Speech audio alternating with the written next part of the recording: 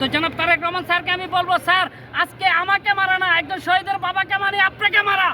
জানেন এই পেশিবাদী হাসিনার দালাল এই মহিলা দীর্ঘদিন ধরে আমাদের শান্তা ফারজানা ওই বিভিন্ন দিন ধরে তারেক রহমান অবৈধ সরকার, তারেক রহমানের মাকে, আমাদের তিনবারের প্রধানমন্ত্রী বেগম খালেদা জিয়াকে, আমাদের রাষ্ট্রপতি জিয়া রহমানকে অনেক বিচ্ছিরি ভাষা গালিগালাজ করে। এমনকি আমার সন্তান যারা শহীদ হয়েছে, আমার সন্তান আব্দুর রহমান জিসান, আবু সাইদ, মুগ্ধ, সবাইকে উনি বিচ্ছিরি ভাষা গালিগালাজ করে, আমাদেরকে বিচ্ছিরি ভাষা গালিগালাজ করে।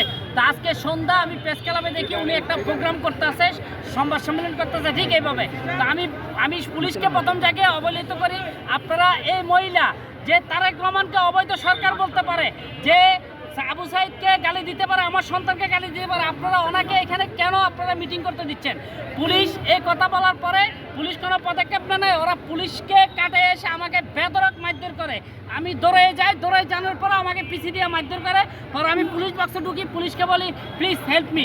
আমাকে বলতে আছে আপনাকে কি সেভ করবো। এই কথা বলার পরে আমি বেরে আমি এই কোনায় এসে, মন্ত্রণালয়ের কোনায়, এই হাইকোর্টের কোনায় এসে এখানে আমার যে সন্তানরা আছে তাদেরকে আমি ফোন করছি। তো জনাব তারেক রহমান স্যারকে আমি বলবো, স্যার আজকে আমাকে মারা না, একজন শহীদের বাবাকে মানে আপনাকে মারা।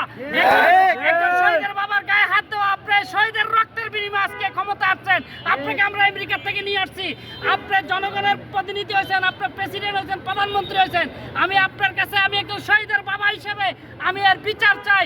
আমি এখানে ওনার সাথে কোনো ফাইটিং করতে আসি নাই। আমি ওনাকে প্রশ্ন করছি, আপনি তারেক রহমান স্যারকে অবৈধ কেন বলেন? আপনি কিভাবে শহীদদেরকে নিয়ে গালিগালাজ করেন?